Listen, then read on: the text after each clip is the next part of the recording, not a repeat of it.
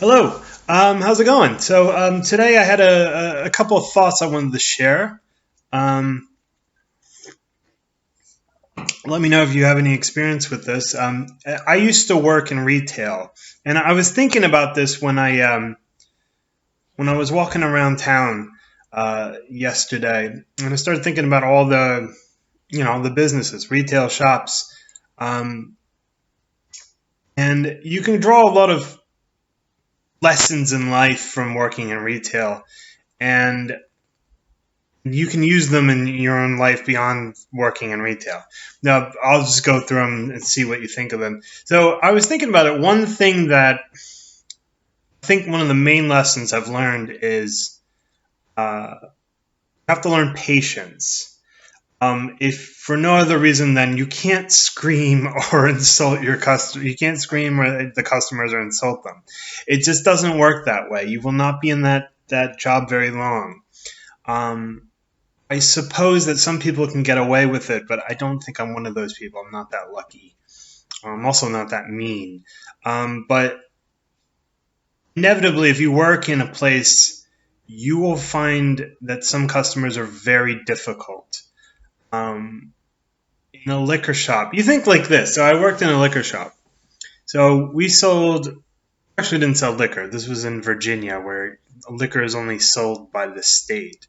Um, It was a wine, beer. We also sold like food, like not prepared food, but like cheese and pate and all kinds of gourmet style snack foods. And you'd think like almost everything in there is about fun. We're going to have a nice dinner, and so we get a nice bottle of wine, or we're going to have some snacks that maybe are, sort of not just Doritos, but sort of higher end chocolates and higher end, even like higher end chips. But everything in there is basically about having fun and just having friends around or having a nice dinner or something like that is supposed to be about having fun. Inevitably, every single day, some guy would come in there with just the nastiest attitude. You don't have what he wants, and he loses his mind. And I remember working at the shop and just being totally baffled by this.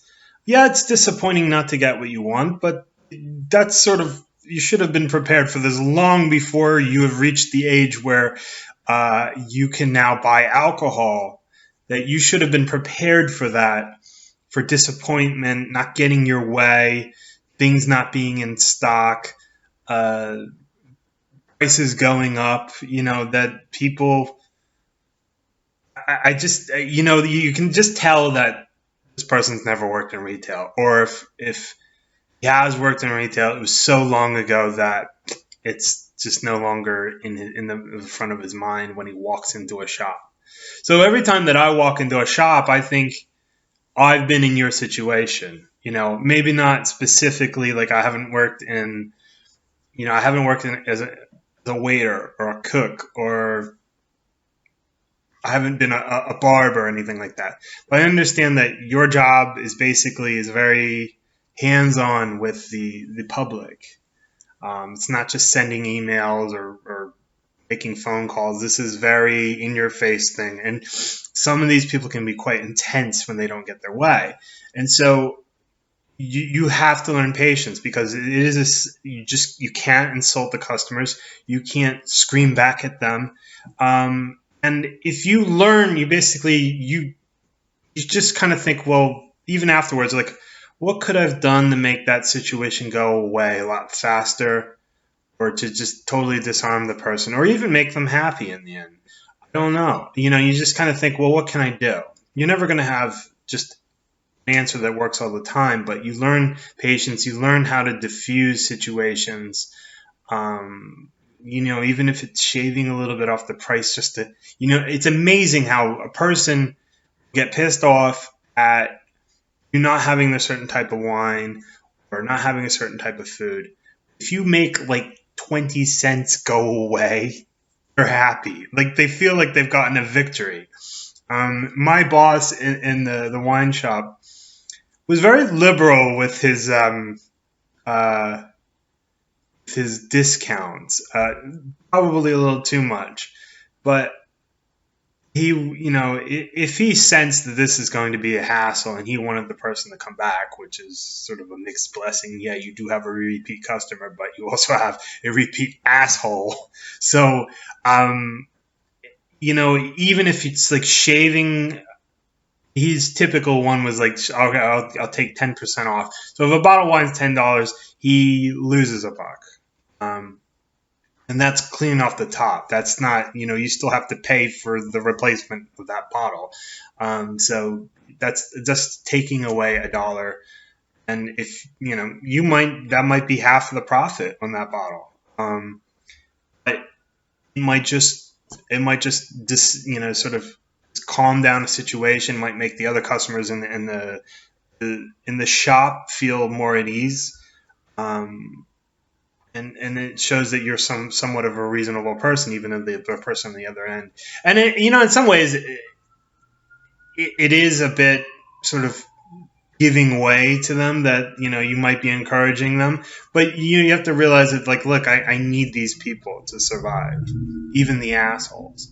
And my boss one day told me, I said, geez, that guy was such an asshole. And he said, yeah, but I saw him. He hit all the shops on the way down. So we worked in this sort of, like, I wouldn't call it a strip mall. It was just kind of a little plaza, shopping plaza.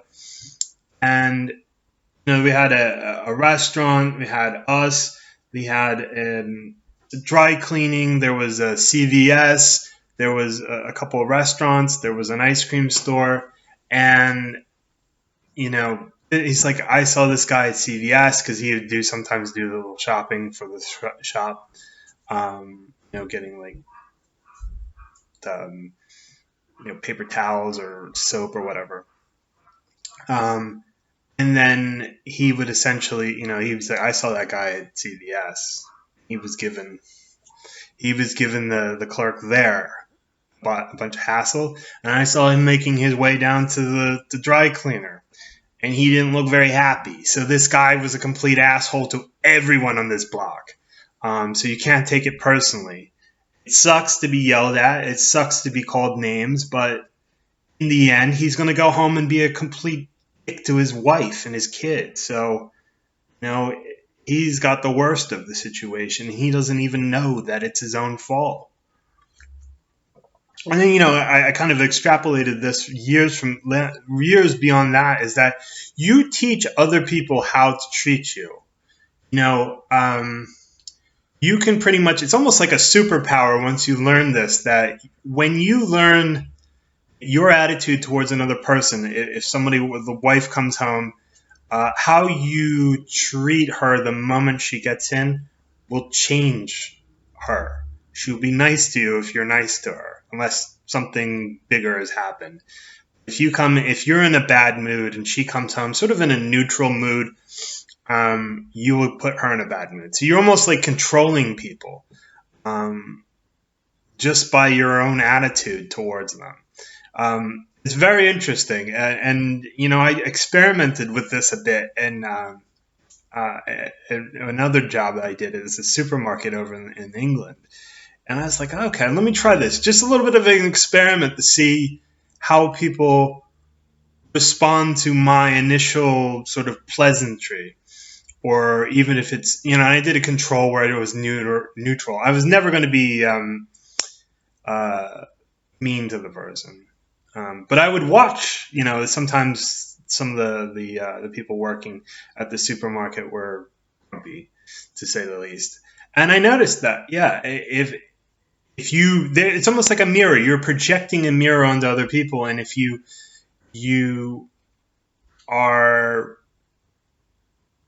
neutral to them, they're probably neutral back to you. And some people, they exude positivity, they exude negativity. But most people are a mirror. They will reflect back to you what you reflect back to them. So, you're kind of like mirror. You're just basically, it's almost like, what would happen if you put a chameleon in front of a mirror? well, I'm sure that there's some kind of baseline there, and you would basically be neutral to them. But and then I tried the positivity, and I'm not one of those people who's bubbly. I'm not a bubbly person, but it's just like, oh, hello, how are you? Just being pleasant, and it's amazing what you would get back. I mean, I got all kinds of. Sometimes I got job leads. I got people. I got interesting chit chat. I got all kinds of interesting. It's amazing what you get out of people if you're just a little bit more nice than just very. Um, even if you want to be completely cynical, it's a really smart move to be pleasant to people. People who are in a good mood are much more giving and much more willing to do stuff for you. It's totally amazing, or they're willing to forgive little errors that you make, as long as you project that. Another lesson. This is a completely different lesson that I learned from retail, but when I was at the wine shop, I was able to. I got to the point where my boss trusted me to make decisions for what we stocked, just because he's like, beer well enough. You lived over in Europe. You know what sells, and you know what people will want. And we can do tastings. We can do wine tastings. We can do beer tastings. We can do cheese tasting. We can do anything just to flog our wares at people. And so I was able to make decisions, and sometimes I'd have to these sales reps come in, and they were, that often I would say that there are probably about 6 or 7 main wholesale companies that we dealt with, and they would always try to convince you to buy some kind of thing. Often it's because they can't get rid of it, or often it's like, well, down the street they're selling this like hotcakes. You're like, okay. And you'd look at the prices and you'd see, okay, they would give you like a 1 case price. If you bought 5, you got a discount on things. And if you bought 10, usually about anything beyond 5 is a bit too much because our shop was so small we didn't have the storage space. But you just go, okay, I see the price there. Could I sell this for $10? Or could I sell this for $20? That's the one thing I always felt about like California wine. It can be pretty good. The red can be pretty good, but for $20 a bottle, I can buy something for $12. It's just as good from France. And imagine that you're coming across an ocean from another country. There's probably going to be some kind of importation fees or whatever. The wines, they don't really get really creative with the labels in France. They're very by the book. They have maybe a little drawing of the chateau if they're a Bordeaux, just basically a house, like a sort of big house, like a manor house that's associated with the wine, and that's it. You can't really read too much about a wine bottle unless you really know what to look for. But if you're just going by pictures, they don't do anything gimmicky. They don't have pictures of crazy animals or some kind of fun or anything like that. They don't do that. They're very old school about things. So anyway, it's very hard to convince me that I know that there's buy this from California for $20, $30, and I know I can pay half the price and it'll be just as good from France. So I would, you take this into account. So the thing is, like, these wholesalers would come in and try to sell me wine at $10 a bottle. They'd sit on the shelf for $15, and they'd try to convince me to get 5 so that the price would go down from 10 to maybe 8.5. It's an extra $1.50 per bottle. Or if you want to kind of play around with the difference, you could lower the price, get it to fly off the shelf, and then you can keep the extra 50 cents a bottle. It's not much, but the thing is, like, you have to sort of think about, what is this thing going to move? We didn't do POS, point of sale stuff. We didn't really keep. It was very, very old school. Basically, we had the little stickers, the price guns, and we priced every single one of them. But that teaches you, where everything goes. It's not just sort of here and there. You know exactly what the price is. You know if it's moved, if it's gone up, or even if it's gone down. But these people would try to convince you, those wholesalers would try to convince you, oh, put this on your shelf. Like, well, our shelves are full, right? So anytime you do that, you want me to get your thing onto the shelf, I have to pull something off the shelf. I'm not pulling something off the shelf that's just flying off the shelf. If it's a very popular thing, we're not getting rid of it. So you have to convince me that you are better than something that's not very popular in the same range. Obviously, you're not going to, pull off a Pinot Grigio, which is a white Italian wine, for a Bordeaux. They're just totally different. You're talking about apples and oranges.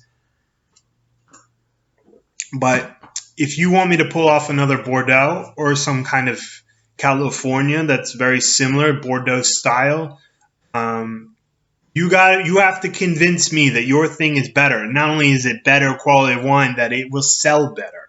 So I think about this, and I sort of extrapolate this into the world of politics. That if, and the same with media. So I am very suspicious of media. And the media, especially people like CNN, I'm not a fan of CNN. And lately they've been whining about, well, people don't believe us. They've been complaining about Joe Rogan, saying, oh, he's believed, but we're not. He's getting all these ratings that we're not getting. And I'm thinking, well, what are you doing? They're trying to sully his name. And, Joe Rogan is what he is, and he doesn't – what you're getting when you get Joe Rogan.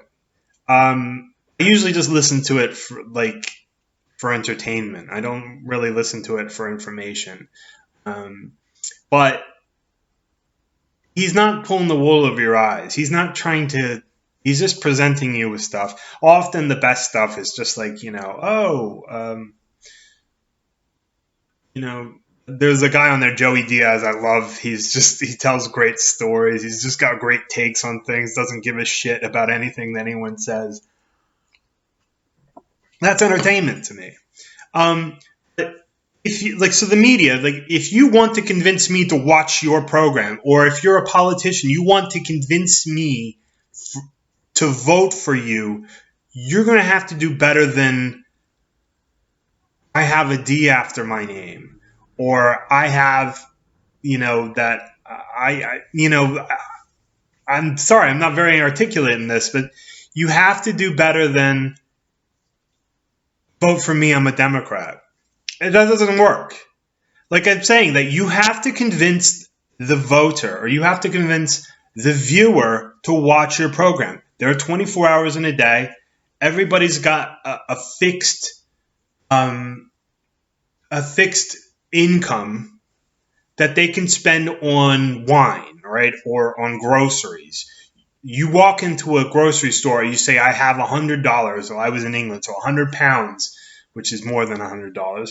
I have $100, 100 pounds going in here, roughly, unless I find something really good, then I might buy a lot more of it just to make it last, or if it's on a good, there's a little flexibility in there, but I'm not going to spend 500 pounds on groceries. Likewise, I have to do my weekly shop, which means I have to have enough groceries to last until next week. So I'm looking at $100 or 100 pounds there. And so you have to be able to convince this person at every aisle to spend a little bit more. So they do all kinds of tricks where the expensive stuff is at eye level and the cheap stuff's down below, where you'd actually have to kind of work for it to do the math.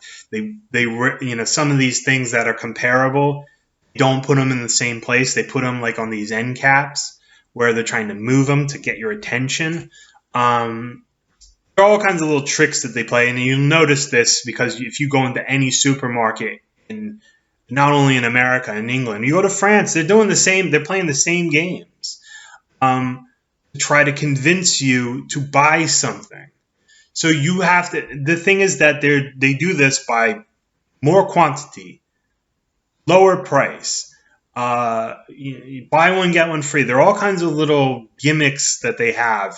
Or this one's made with real fruit instead of whatever scary crap they've been putting in it for the last 20 years.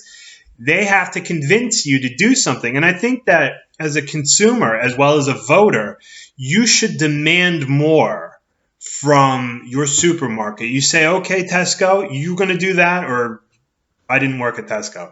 I'm going to go down to, Asda, which is kind of like Walmart in Britain. And we'll see about that. If you're going to play this little game with me, I've got options. And the same thing with your politicians. Your politicians say, like, what the hell are you doing? Here's I'm not going to get super political about this, but I live in Philadelphia. I've been living on and off in Philadelphia most of my life. Like, been moving in and out of here for what seems like forever for me. The Democrats have been running this city since 1951, I think. And there has never been a Republican mayor in Philadelphia since 1951. So that's 70 odd years they have run the town. If you go outside, there's trash everywhere, homeless people everywhere. It's a big city. It's gross. Parking is an absolute disaster. The schools are abysmal. You think, well, this is what happens when you put people in a situation where they don't have a choice. So like what I say, like, you want me to stop voting? You want me to vote for you? You're going to have to give me something. I'm not going to play this game. And so this is something I've learned from retail, is that you can demand something from your whoever it is that's supplying you with the groceries, or supplying you with, even on TV, you have a choice. Like, why should I watch your show? Why should I watch your news program when your news program makes crap up or calls certain sections of the population terrible names? Why should I listen to you? Why should I let you insult me as a politician, as a media member, as a an entertainment figure? Why should I let you insult me and then I keep coming back for more? Because that sounds like masochism to me. And you're expecting the public to be masochists. That's something that retail has taught you. It's like, why should I put this on your shelf? Why should I put your bottle on my shelf when I know it's not going to sell? If you can guarantee me that this thing's going to sell, maybe I will buy a box of it, or a case of it. And if you can really guarantee me, maybe I will buy the whole 10-case deal that you got me. You can't do that. That's why I'm not buying your damn product. That's why I'm not voting for you. That's why I'm not watching your TV show or your station. It's because you are not doing your damn job. That's it. So that's about all. That's the rant is over. But retail, there are a few other lessons. Maybe I'll come back to this later. But yeah, it's you will learn a lot about people, a lot about life, about choices and stuff when you work in an environment that has a lot of people, has a lot of seemingly anonymous interactions between you and customers, as well as between you and just different choices. So that's about all. All right, I'll talk to you soon. Ta-da.